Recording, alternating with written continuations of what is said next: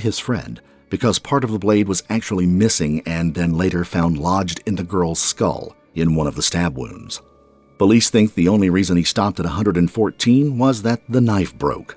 He may have caused more damage if the blade had remained intact. 49 of those stab wounds were concluded to be defensive, meaning that it happened in the hands, arms, and legs, indicating that Tristyn fought for her life until her last breath. She didn't give up easily. She made his job as hard as she could.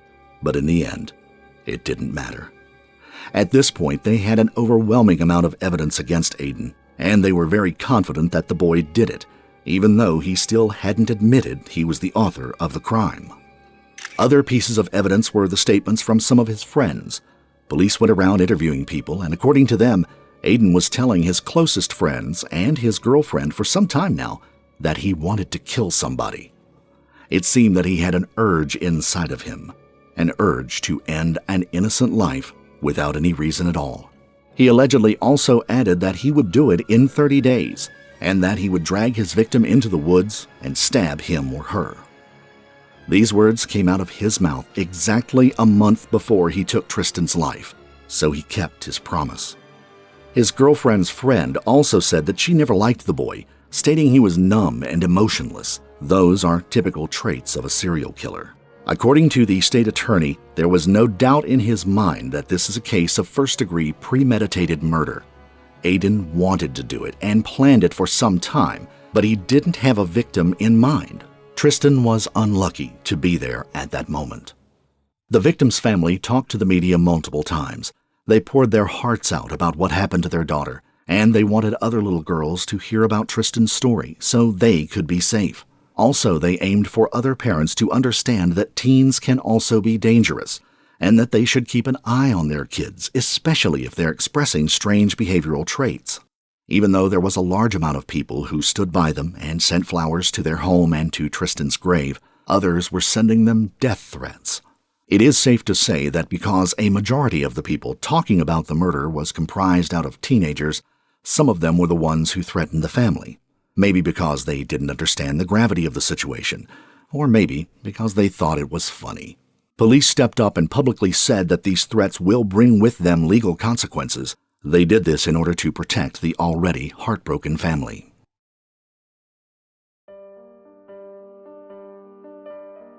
Things took a weird turn. It seems that the mother of Aiden was arrested during the investigation on a felony charge of tampering with the evidence.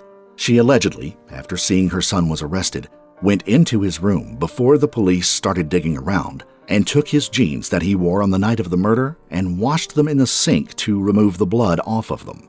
How did the police find out that she had washed the pair of jeans? Well, inside their house, his mom had set up security cameras, and when the authorities took the clothes, they also confiscated the recorded footage, seeing the woman committing the felony. Inside the house, during the washing of the piece of clothing, there was another person who told Aiden's mom not to do that because she would get in trouble, but the woman didn't listen and proceeded to wash out the bloodstains. She looked stressed and ran around the house while still looking out the window. Remembering that this had happened before the body was found and supposedly she had no reason to be worried, they didn't know that Tristyn was dead yet. She didn't spend much time in jail, being released shortly after arrest. Later, information about one of his interviews at the sheriff's station had been released to the public. Aiden was there with his parents after questioning. The officer left the room. The family remained there, just the three of them, and not knowing they were still being recorded, the two adults told Aiden that he needs to stick to his story. This might mean that they knew all along, ever since it all happened, but they decided to keep quiet. This is just our speculation. His story was that they had walked toward the woods. Fucci admitted that Tristyn did not turn onto her street. They had continued walking together towards the North Durban Parkway. When the two passed Leith Hall Drive, Fucci told investigators that Tristyn grabbed his penis, which made him pissed, and an argument ensued. That's when he told authorities that he had pushed her hard to the ground where she hit her head and left her there, according to the report. Another thing that happened during the interview was that Aiden was asked if he was wearing jeans that night. He responded with a positive answer, but immediately his mom intervened, saying that he was wrong, that he was wearing khakis, trying to protect her son by lying about a detail that would prove crucial in his trial. But that couldn't have been the case. The body was found lying on her right side. Her cell phone, $20, and a cotton candy vape was found next to her. All of the items were covered in blood. Also, some writings were found on her ankles. On her left one was scribbled "Karma," and on the right one was a smiley face drawn with a pen. Now, if Aiden had left her there, and someone else had come along and killed her, wouldn't they have taken the belongings after that? It seemed that no one took Aiden seriously about his claims, and that the murder was partially his parents' fault. His girlfriend also said that he carried around knives with him and nicknamed the weapons Picker and Poker. When asked what the knives looked like, she allegedly described one of them as looking exactly like the one they found in the lake. Eventually, Aiden ended up sharing detention space with adults. The prosecution released a statement saying that they had a surprise witness for the trial from within the county jail.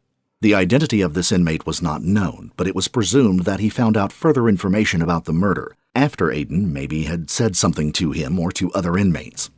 The prosecutors stated that they have 250 witnesses against Aiden.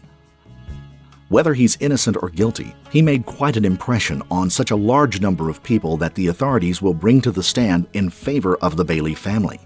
Before his routine pre-trial hearing, 14-year-old accused killer Aiden Fucci appeared on a video feed from the Duval County Jail wearing an orange jumpsuit and a confused expression, was led handcuffed into a room with a phone so that he could hear the court proceedings. He appeared frightened and looked around the room with a confused, dazed expression. He was acting like he didn't know where he was. What's going on? I don't want to let you demons. I don't want to let you demons take my soul. You demons want to take my soul away. I don't let you demons steal my soul. I don't know what's going on. What I see him before. What's going on? What you got going on? Why am I here? I just want to talk to my mom and dad. What's going on? What's going on? What's going on?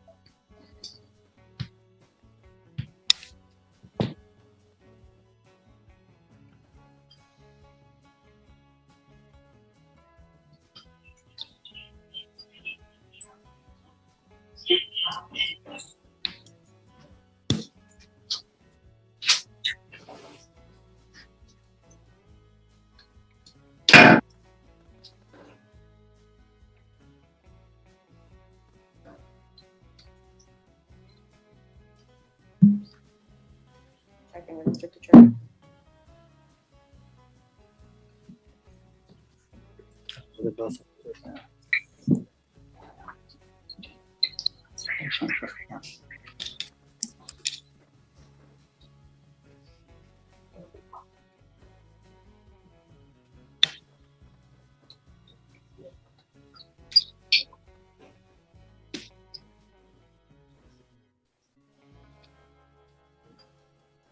But I used to. Oh my God, why are all these changed?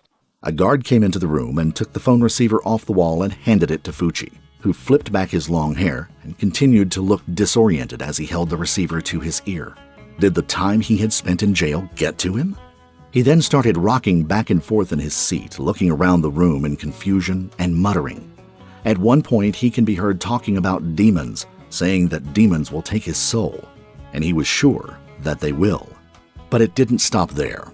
He then asks what's going on, before saying in a plaintive tone, "Why am I here? I just want to talk to my mom and dad. What's going on? What's going on?"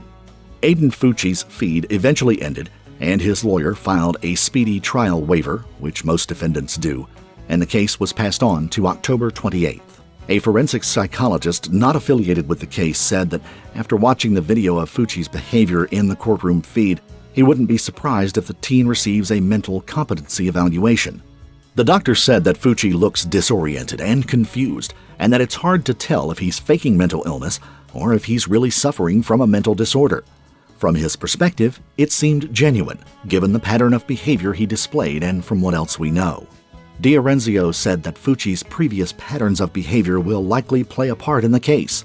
Attorney Gene Nichols, who is also not affiliated with the case, said that it would not be unusual to see a competency evaluation in a case like Fucci's, but that it could drag out the case. Young people often get evaluated before trial, and sometimes it can take months until a verdict is reached.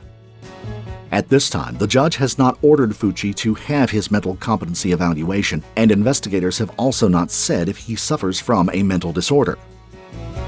A separate hearing was scheduled for Crystal Smith, Fucci's mother. It was also passed until October 28th. She is still under investigation for tampering with evidence. On the 28th of October, another modification happened. Aiden Fucci waived his appearance in court. Fucci made quick appearances before his new pretrial date was set for February 2nd. While the case is still under investigation, we could assume that given all the evidence, Aiden will likely get life in prison, but only time will tell. What sentence do you think he should get? Tell us in the comments below. If you found this story compelling, don't forget to like the video, comment down below your take on it, and subscribe to the channel. Also, hit that notification bell to stay up to date each time we reveal a new shocking case. Until next time, stay safe and keep your eyes peeled. You never know what's lurking in the shadows.